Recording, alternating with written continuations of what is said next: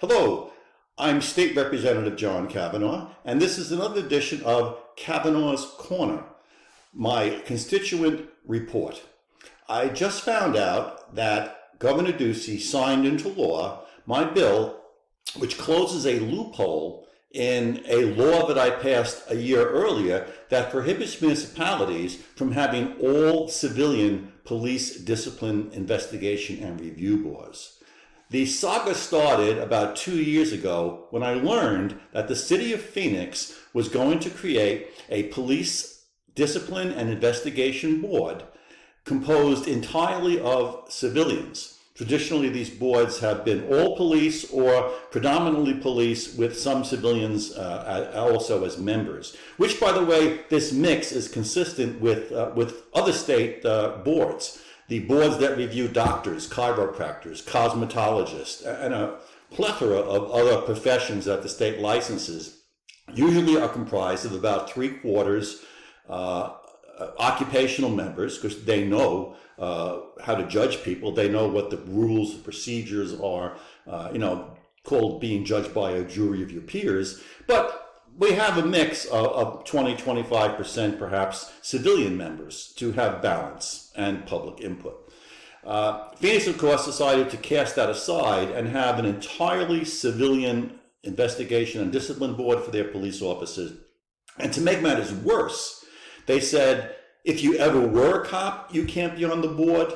And if a member of your immediate family is a police officer, you can't be on the board. Now, this smacks of an extreme anti-police bias. And the Phoenix police, I think they got the message real quick that this was a kangaroo court in the making. And they called me and they asked for help. So I ran the bill and I thought I had it all covered. I spoke about discipline boards, commissions. I had a whole list of names that vote on police discipline. Had to be 2/3 police and no more than 1/3 civilian. And Governor Ducey, that passed out of the House and the Senate last year, and Governor Ducey signed it into law. Well, lo and behold, the city of Phoenix decides to try to do an end run around the law, and they create not a voting board, but a non-voting police discipline and investigation department, which will be totally civilian, and you can't even have civilians whose family members are cops on the board. So again, they're trying to do an end run around my bill. So I just played the usual whack-a-mole, which I've had to play a number of times when people try to circumvent good due process laws that I passed. So this new bill simply includes departments that make decisions without voting. Now, I'm not sure how you come to a decision with a group of people without voting. Perhaps the head of the department is a psychic who is able to read the minds of the members. But again, this is the silliness that you get when people try to circumvent the law. But in any event, I passed the law. I covered departments, whether they vote or not, and I just learned that Governor Ducey has signed it into law.